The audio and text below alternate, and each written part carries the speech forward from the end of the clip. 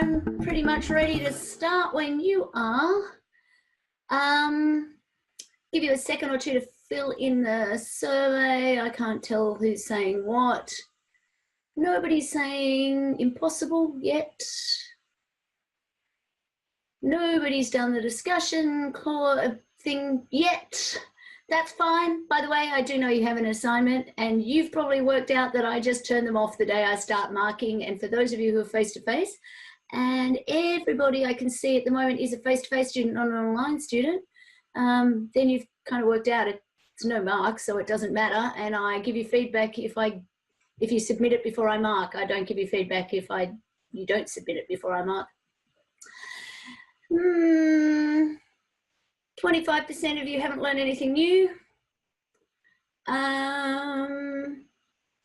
But even so, there's a relative amount of confusion. All right, let's go with what's confusing to start off with. All right, shall we start? Sorry, I'm just looking. There might be more numbers that come in. I will keep flicking back to that. Questions, concerns, frustrations, confusions. Where would you like to start today? I'm in your hands.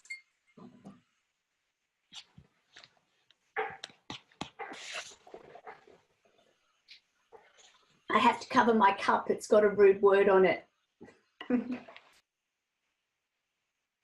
I just realized which cup I had as I picked that up. Sorry, my kids thought this was a very amusing cup, and it is. Maybe I shouldn't have it on the recordings. Okay, everybody's been quiet. So you are all moderately to very confused about what's going on with consideration. And yet I'm not getting any particular hints as to what it is about consideration that you might be confused about. Would you, and you can use the traditional method of voting, thumbs up or down, would you like me to start at the beginning and walk you through the consideration flowchart to start off with, and then we can dive into some of the reading? 1, 2 thumbs up, 3 don't care, and then the rest of you have got your screens. I can't see your pictures, so you need to use your voices if you want me to do something else, but I'm going to take that as a let's have a quick look at what consideration is. In fact, before we even look at the flowchart, can you just bear with me for 1 second? I will return, I promise. Where's it gone?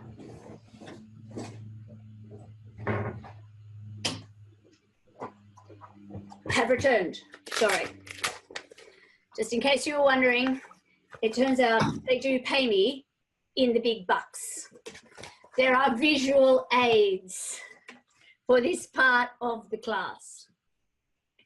So you are laughing because I am treating you like 3-year-olds, but I'm not really. I treat 3-year-olds like adults. It's all the same in the long run.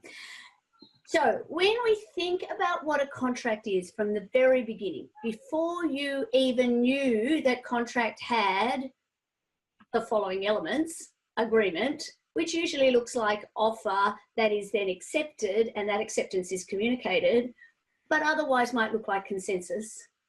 Consideration, which up until pretty much now we've talked about as price. Certainty, which we'll get to, and intention, which we'll get to. Before you even knew about those elements, the thing that you most likely understood about a contract was that contracts were a way that people paid for things. Does that make sense?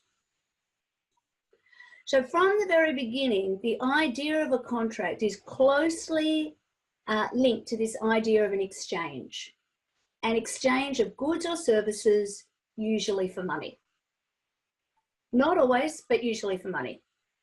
Zoe, you are looking somewhat quizzical there. It could be that you're watching a rerun of Married at First Sight over the top of the computer screen. I don't know. That's my Married at First Sight face. It's my Married at First Sight. I haven't watched it, by the way. It's just, that's the face I use when people are talking about it. I don't know why I just wanted to do that. But you're like, yeah, does that actually make sense to you? This idea of an exchange. Contract is a kind or a form of exchange. So the secret to understanding contract and consideration in particular is to remember about that exchange. That there is a bargain for, even negotiated with a good word for it, exchange of something for something else. Can I just interrupt? Sorry, you are trying to talk to me and it's not coming through. Just hold on a second. I checked everybody could hear me and didn't check that I could hear you.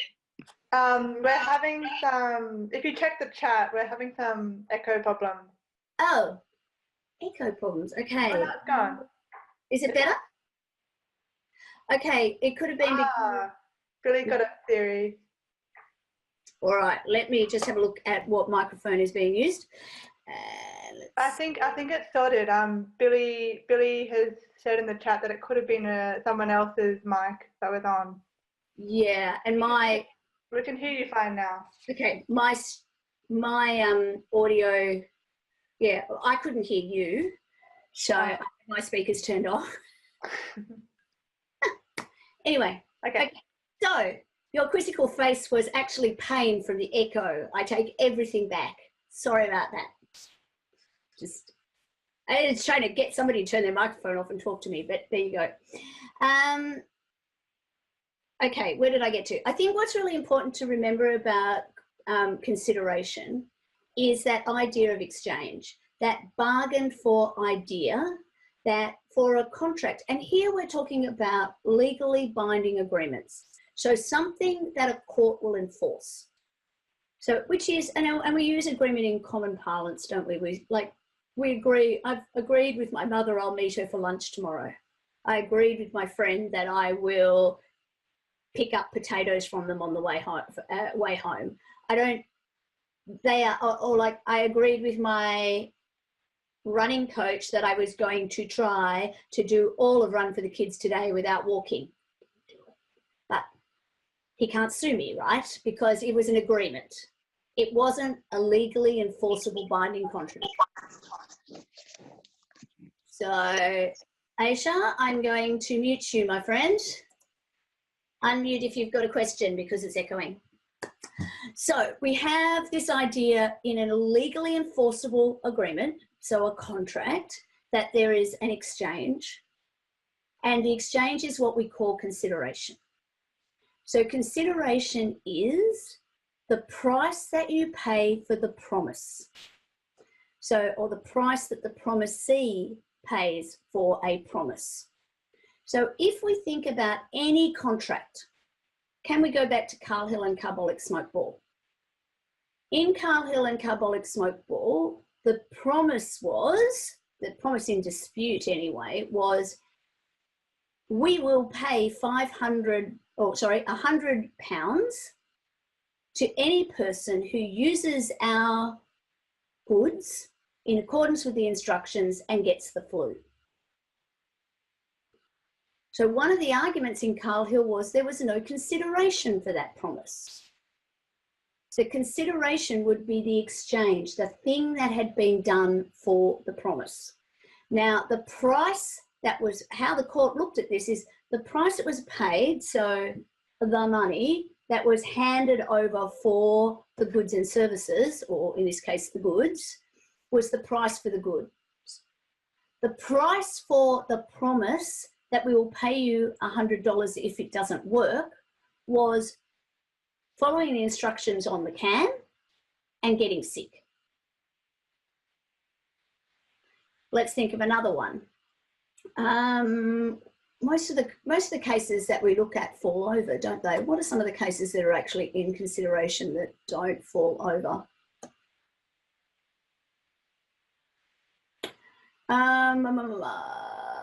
Sorry, every single case I can think of at the moment, the court found no contract. Very, very annoying. Let's think about buying a cup of coffee. It's just where my brain is at the moment. Something will come up, somebody will think of one. Buying a cup of coffee.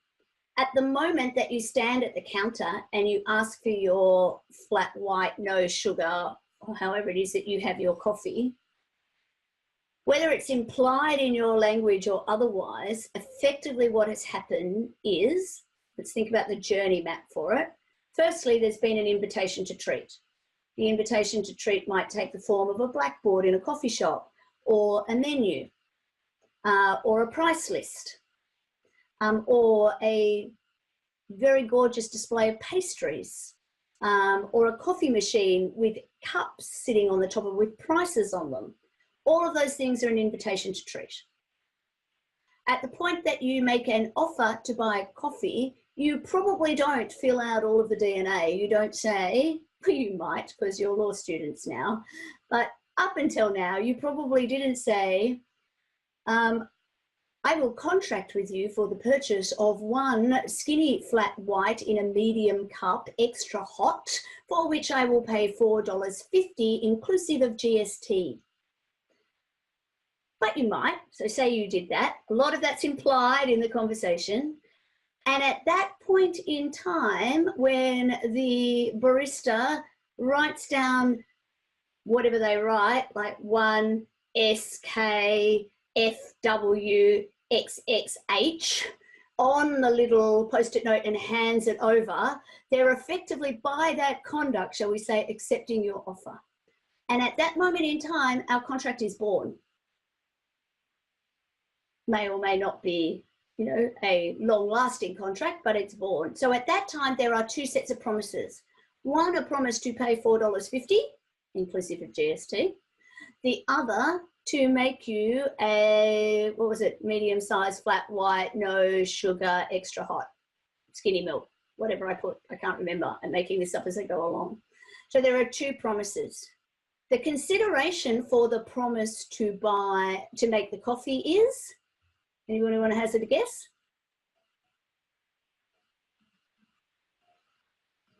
The price? The price, almost. The consideration for the promise to make the coffee is the promise to pay the price. The consideration for the promise to pay the price is the promise to make the coffee. I mean, I'm being very technical here. There might be, you might just line up and put the money on the counter straight away and say that's what you want. In that case, you've literally made a unilateral offer. The contract has been formed at the point in time where you've put the money down, you've done everything that you can do. And at that point, well, it's actually unilateral acceptance of, well, technically it's an invitation to treat. So yeah, there is actually a microsecond there.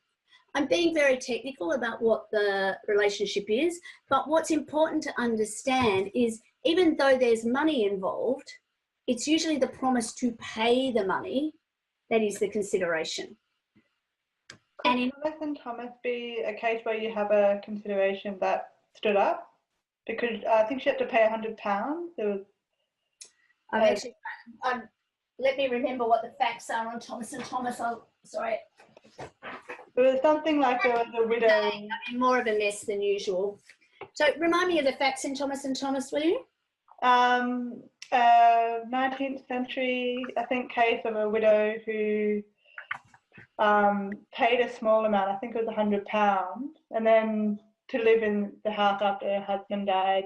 That's right. The executors tried to get rid of her, but she said that she's paid consideration for. It's not really elaborated on in the book, but it's like a leading case. Yeah, I'm trying to actually remember what Thomas and Thomas leads in relation to, because I think there was an estoppel argument in that one as well. Mm-hmm. But the question was whether she paid the consideration, and even if the consideration had been paid on her behalf from memory, because consideration must move from the promisee, but not necessarily to the promisor. So the question was, if the consideration came from the husband, was there a promise that, because his consideration was the payment of the money? I could be mixing cases up here, but it could be Coles and Bagot. Coles and Bagot was part of that process as well. So I'm just looking. I've printed out my case note. I haven't put Thomas and Thomas even in my case notes at the moment.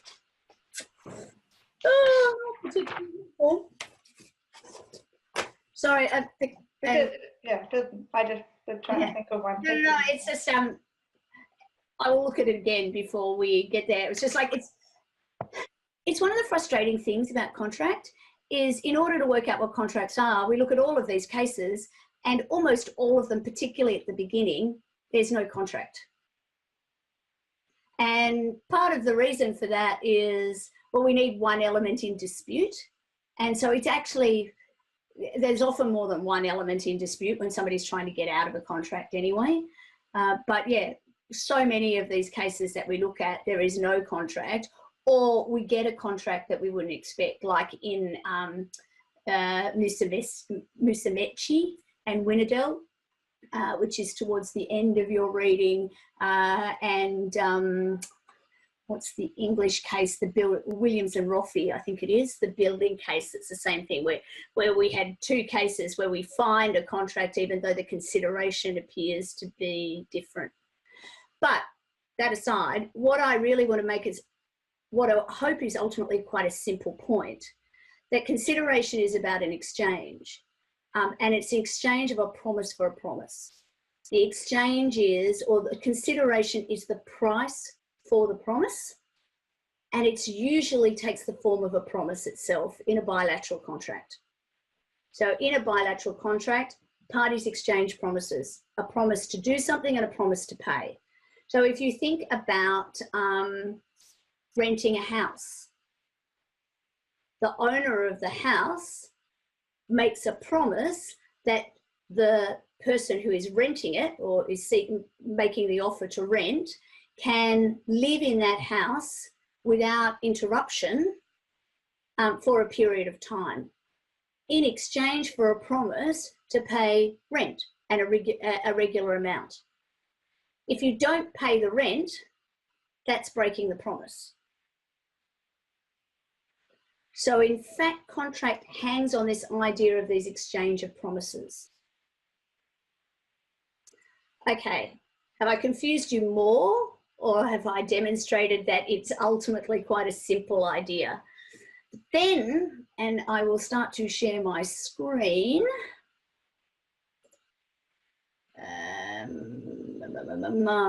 What screen do I want? I want this one. So this, I don't think you need that part of it.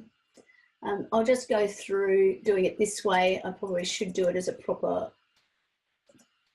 but can you see well enough there the flow chart, or is it too small when I do it that way? I can make it up. So so ultimately the question becomes one of whether or not there is legally sufficient consideration. So consideration by itself, just that exchange, isn't enough. A court needs to determine whether it's legally sufficient in order to enforce the sought after bargain. And there are two cumulative parts of this test. We need to meet both of them. So we need to see that there is a benefit and a detriment. So this comes from Curry and Mesa originally, but we see it over and over again. Does the promise confer a benefit on the other side? So does the promisor make a promise that will create a benefit for the promisee? And do they suffer a detriment by doing that? We need to see that moving both ways. So my promise to make you a cup of coffee that meets your particular set of standards, the detriment that I am going to suffer is I will have slightly less milk, slightly less electricity. It's going to take my time. There are a range of different things that I do. The benefit that you receive is a cup of coffee. The benefit that I receive from you when the promise is fulfilled is money. The detriment that you suffer is less money. So we need to see it move both ways.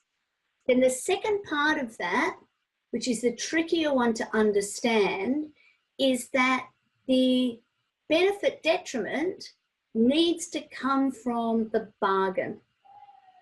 So just a random, me making you a coffee and bringing it to class and giving it to you, and then saying to you, I'd like $4.50, please. That is never going to be a contract. You didn't ask me to do it. I've just brought you the coffee. And my decision to bring you the coffee has nothing to do with any promise to pay money. If you decide to pay me money later or promise to pay me later, I can't hold you to that promise because the promise wasn't linked to any other activity.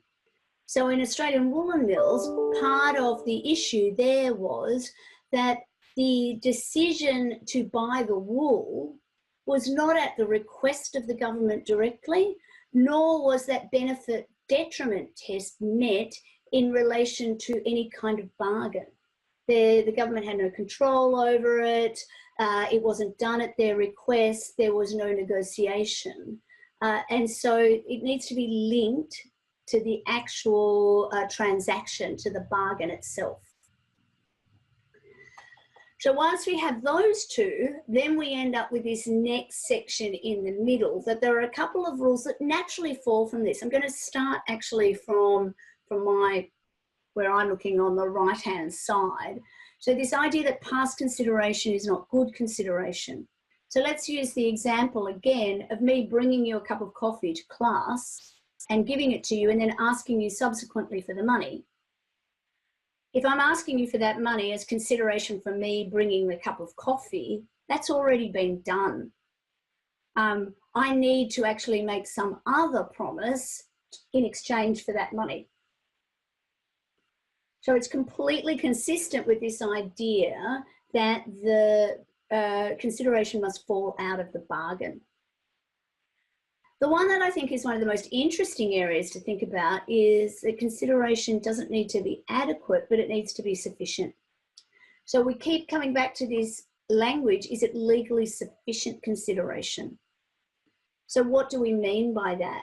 So again, we could have, I'll use my big bucks, but I'm basically, what's this latest gadget I have on my desk? This very beautiful USB vacuum cleaner. I got it as a Kris Kringle gift. The price limit on the Kris Kringle gift was $5. So I'm thinking somebody really paid too much. If they paid $5 for this thing, it doesn't do anything. But I could sell it to you. I could offer it to one of you for $100.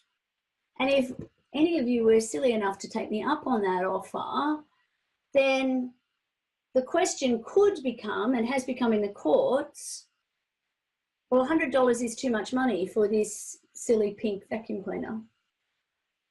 USB powered vacuum cleaner at that. So, but the court, on the assumption that we made a correct contract, that there was an offer, it was accepted, that the offer contained all of the terms that it needed to make, for there to be certainty, that where, you know, our intention was for it to be a legally enforceable agreement. If the only question was consideration, a court would still hold that even though you had paid way too much, that doesn't of itself invalidate the contract. Similarly, if you were paying $100 for my very fancy iPhone gimbal here, I would be getting the lesser end of the bargain. But again, provided we made our contract properly, you would still be able to enforce that contract, even though you were getting a bargain. And by bargain here, I mean you were paying less than the value. So why is it that a court won't inquire into value? It just needs to see that there is some kind of consideration. Any of you have any thoughts on that?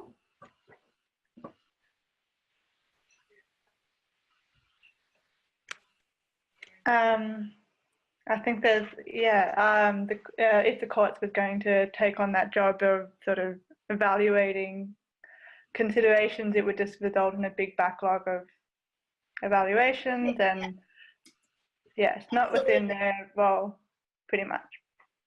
So key case here is Woolworths and Kelly. And it's really worth having a look at Justice Kirby's decision in relation to that question. But it's one that we often get caught up in, is whether or not there is sufficient consideration as opposed to valuable consideration. So in, I don't know if any of you have a look at them. My colleague, actually now former colleague, David Goodwin, who used to head up the MBA programs actually, but is a lawyer. He does the little intro videos for each section of this course. It's quite funny. I do the intro videos for the advanced course, and he did these ones. I have no idea how it worked out that way, but it did. And so he talks about this in the context of a peppercorn rent in Bermuda. So that every year they make this big ceremony out of the British government effectively paying a peppercorn rent. And it's literally, they bring in a peppercorn on a cushion and hand it over to pay for the space that they use for the consulate. And that's because it's symbolising this idea that there is an exchange. It just doesn't need to be a valuable exchange in order for the contract to be binding. Let me go back up here. Kath, I had a question about that. Yeah. I think there was something about how, so consideration can be quite nominal. Yeah. I think in the reading it said that this can be linked to coercion. I found this pretty confusing. So there are a couple of different things that can be going on here. So I'm exploring this just from the point of view of whether or not there is a contract. However, there are other ways outside of, even if there is a contract, there might be other avenues that a party has. So even before we get to coercion, we can look at the unfair trading rules. So basically in the Competition and Consumer Act or the Australian Consumer Law, there are a range of terms that deal with unfair contract provisions. These particularly relate to standard form agreements and where there is a lack of bargaining power. So a typical example of a standard form contract might be your gas and electricity contract, or your mobile phone contract, or your internet service provision contract. All of those tend to be standard form type agreements, which you can, even though they're offered as part of the invitation to treat, consumers really get it. It's take it or leave it. If you don't like those terms, you don't get to negotiate them. So where you have unfair consideration in those kind of arrangements, then there's a different avenue that you can go down through the law. There can also be basically whether it's as a criminal act or as a matter of under the Trade Practices Act, it's not called the Trade Practices Act anymore, it hasn't been for a long time, the Australian Consumer Law or the Competition and Consumer Act. If you have used a power unduly, you can have another avenue for compensation. It could actually be a criminal act if you have coerced somebody by either misrepresenting the value of something or effectively made them sign up to something for a peppercorn or for nominal consideration in circumstances where they had absolutely no control. So where there might have been physical or emotional coercion. For those of you interested in looking at that stuff, it ranges terrifically. Some of the most interesting stuff comes out of the Amadio decision, which is referred to in the materials that you have. So that's one of the first, we call them the STD cases, sexually transmitted debt cases, where often you particularly end up with mothers, sometimes wives, but often mothers who end up with debts or contractual obligations as a consequence of the actions of their children, particularly when you have language or other issues that limit that person's understanding of what kind of circumstances they're getting into. But they are different from the straight contractual law analysis. This is a really good example where the law and fairness aren't necessarily aligned at all. And in relation to contract, that's very clear. In order to have a contract, we need to have legally sufficient consideration. It is not for the courts to determine whether we're looking at equal or unequal value. We're just looking at, was there a promise and was a price paid for that promise? Is that helpful? Traditional voting method, I do like it. One of the ones that we're going to get stuck into tomorrow night is this idea of a part payment of a debt not being good consideration. And there's a lot of technical language kind of caught up in this idea. But here what we're saying is, if I owe you money and it's, say the payment is due tomorrow, and I say to you, say I owe you $120, and I say to you, well, I'm just not going to be able to pay it. There's no way, I haven't got $120.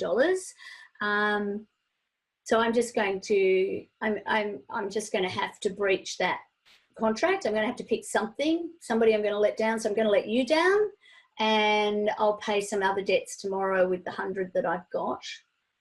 And you say to me, how about you pay me the 100 that you've got now, and I won't chase you for the balance.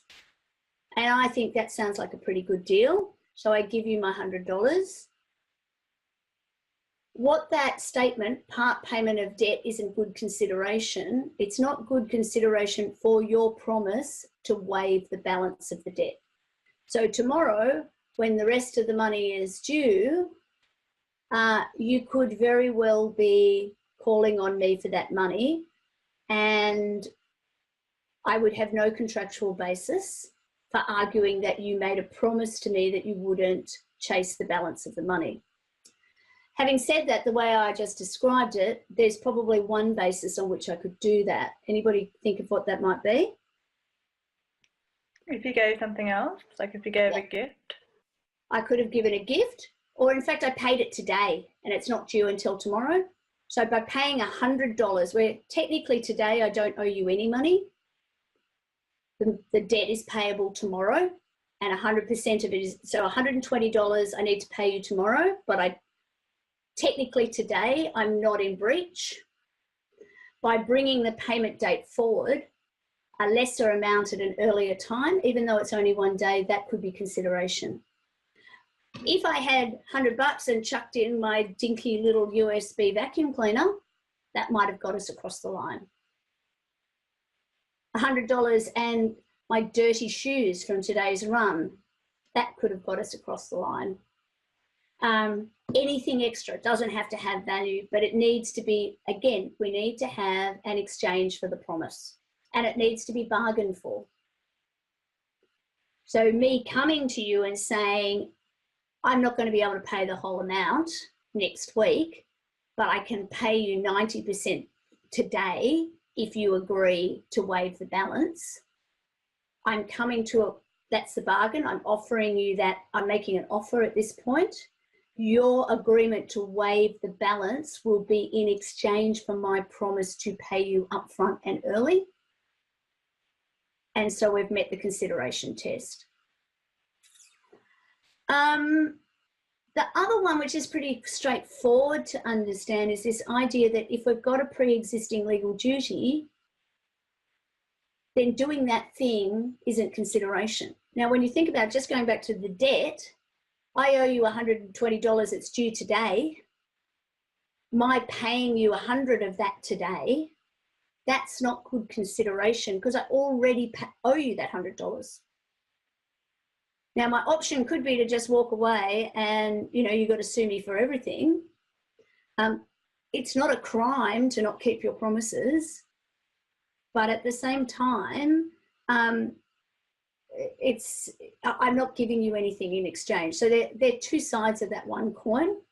So the other examples in the cases are things like a promise that I'll pay your costs of turning up to be a witness might not be a good promise, because actually it might not be binding, because if you've been subpoenaed, the law says you have to show up and be a witness anyway. The giving evidence in court, showing up for jury duty, the police officer who, as part of their job, finds the stolen jewels and returns them, probably can't seek a reward. If there's a unilateral promise that if you find this missing jewellery, we'll pay you $1 million, and then the police officer finds them in the conduct of their investigation, the police officer probably won't be able to get that reward. And that ultimately is everything that we need to know about consideration. Ultimately, it's an exchange of promises that are made in connection with the bargain. We can look at all of these exceptions, and they're ultimately ways of understanding how the benefit detriment requirement and the bargain requirement fit together. Are we more or less confused? I think I've only got one of you. Steph was like only marginally confused to start off with, and she's the only one I can see anymore. Everybody else is hiding away. Oh no, I can see more of you. Thumbs up to those of you, thumbs up or down. Are we more or less confused? I'm taking thumbs up as meaning less confused. Okay. All right. I've got another question. Please. There, like in the textbook, it talks about that definition in Curry and Misa, about consideration. Yes. It has the quote that I'm looking at here says, you know, the blah blah blah blah blah. What is that? In fact, I think it's benefit or detriment. And then over the page, the textbook talks about how there was just like some tension between the actual authors of the text and that particular definition. I think if you think about that or in the definition, sorry, I don't know if you can see my full slide here, and I think the Curry, in theory, when I hit that button, the Curry and Misa quote will come up. Can you see that? Yeah. Yeah. If you think about that, for each promise that you make, so there is both, well, you've got both you've got a right interest or a profit or benefit accruing to one party, or some form of detriment, loss or responsibility given suffered by the other.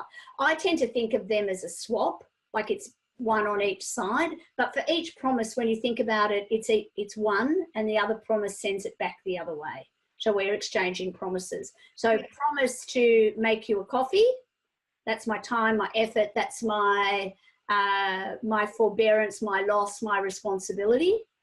And in exchange for that, I get a benefit. Yeah. And on the other side, the issue just comes after the book discusses that the consideration must move from the promisee, because the assumption there is that the promisee must by default act in their own detriment. Like hold on. So maybe this is not actually very important. Ultimately, it's when you get into the technical language, it can get really confusing. Absolutely, I'm not going to shy away from that. The better way to think about it is consideration needs to move from both sides.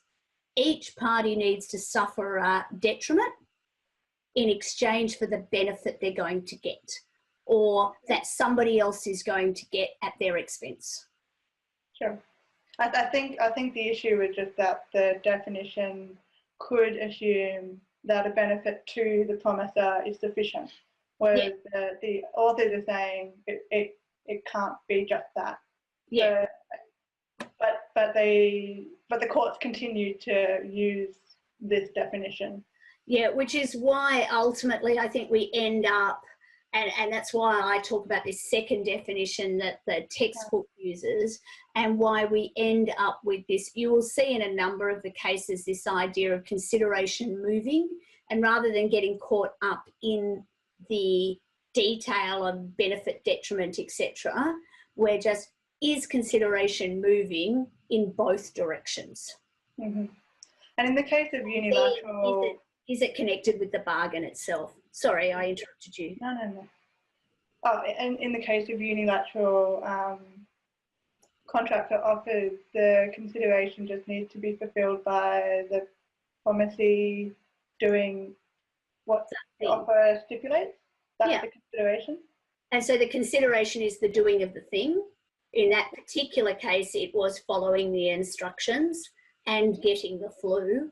Bizarre kind of idea. So in that, I'm using Carl Hill and Carbolic Smoke Ball as an example, because that is a unilateral contract. And it's at that point when all of the things that the promisee needed to do are done, then the promisor becomes obliged to make the payment in that case. So another example might be, again, the reward for the jewels. So my jewelry's gone missing. I'm offering a reward of $1 million for it. All you need to do is find my jewelry and bring it to me, and I'm bound to pay you the $1 million. However, if you're a police officer or an FBI agent, I just watched Killing Eve. Oh, so good. So you're, or an MI6 officer or whatever, and you find the stolen goods in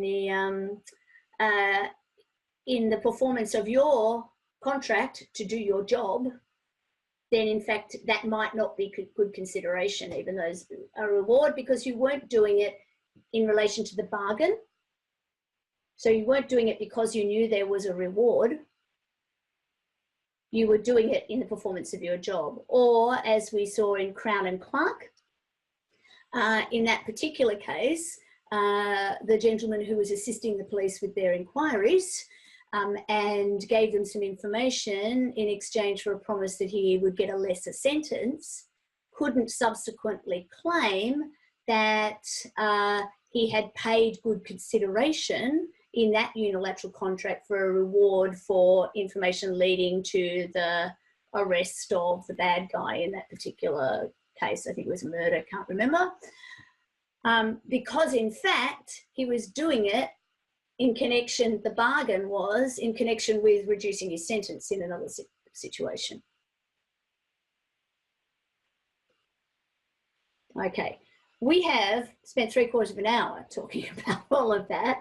So I just wanted to ask if there are any particular cases, other than Thomas and Thomas, clearly, which is not one that I've been very helpful with today, that you wanted to have a look at. Or the other thing that I would like to do is actually just quickly point you to, let me just find it, a couple of the cases towards the end, which will feature in our quiz exercise tomorrow. So in particular, is that one? I would like to just make sure that you understand this practical benefits exception. So just, sorry, I just need to look at your faces and see if you're happy for me to just point these couple of cases out to you. Yep. Well, those of you whose faces I can see.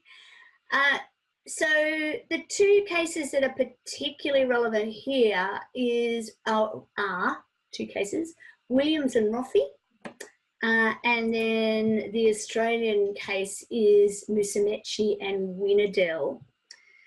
So in Williams and Roffey, basically that's a case which goes along the kind of scenario that I was talking about earlier, where effectively what happened is a party ran out of money. So in this case, Roffey had subcontracted some carpentry work. So Roffey was a builder. They were building developments, and they had a master contract, and then they subcontracted out different elements of the work to different people. And so they subcontracted some carpentry work to Williams, and they agreed £20,000 for the job. Under the head contract, Roffey would suffer a late penalty if the renovations that were being done or the building work wasn't finished on time. Williams clearly had underquoted for the job. They had other sort of financial issues, and they said, effectively, we're not going to be able to finish this. This is good money after bad for us. Essentially, they've done their own calculation and worked out, unless we stop doing this job and walk away, we're going to go bankrupt. And basically, we are better off dealing with whatever comes out of this. If you sue us, then we are finishing the job at that price. So Roffey said, okay, we're going to pay you some extra money, an extra £575 for each of the flats if you complete them on time. We'll pay you this additional money. But then when that extra work was done, they said, well, we don't have to pay that. You had an existing legal duty to finish these flats. You would have been in breach of the contract if you hadn't. We've made we made a promise to you, but we didn't have to keep it. And ultimately the court said there that Williams' performance conferred a practical benefit to Roffey that was sufficient consideration. In fact, the decision went so far as to say, because Roffey got this practical benefit, there was an exemption from the requirement for consideration in relation to this particular promise.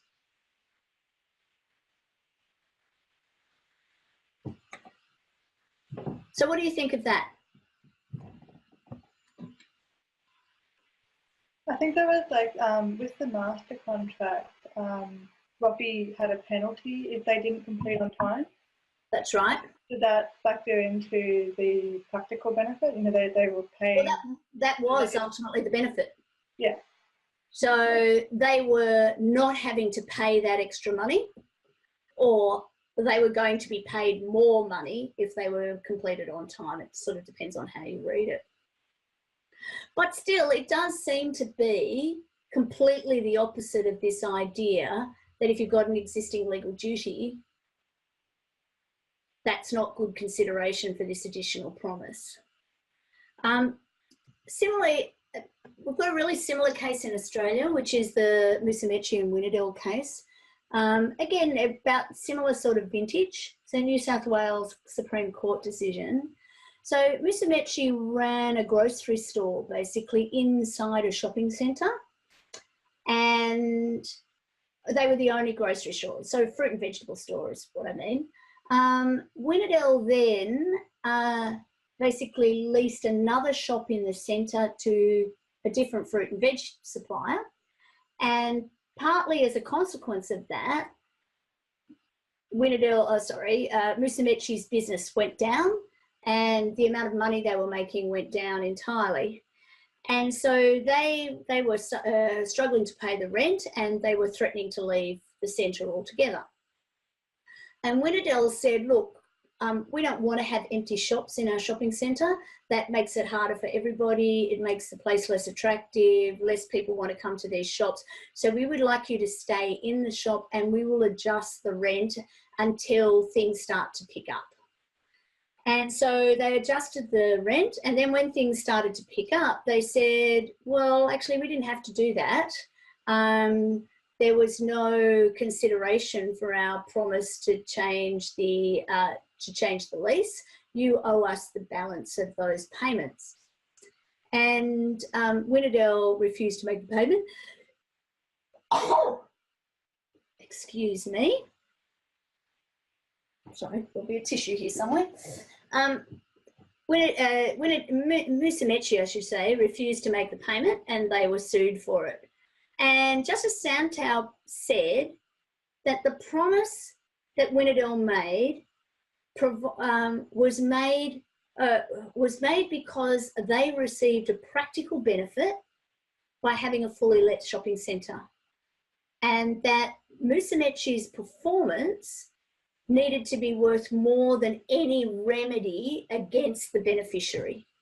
So the performance, ultimately, the benefit for Winnedell was a combination of their shopping centre still had people in it, but they were getting ongoing rent, and the costs that would have been involved for them of Musumeci walking out, then suing for the balance of the rent, then getting a new tenant in, which would have been quite difficult, that all of those costs were in fact, or anticipated costs were higher than or greater than the costs that they incurred as a consequence of the reduced rent.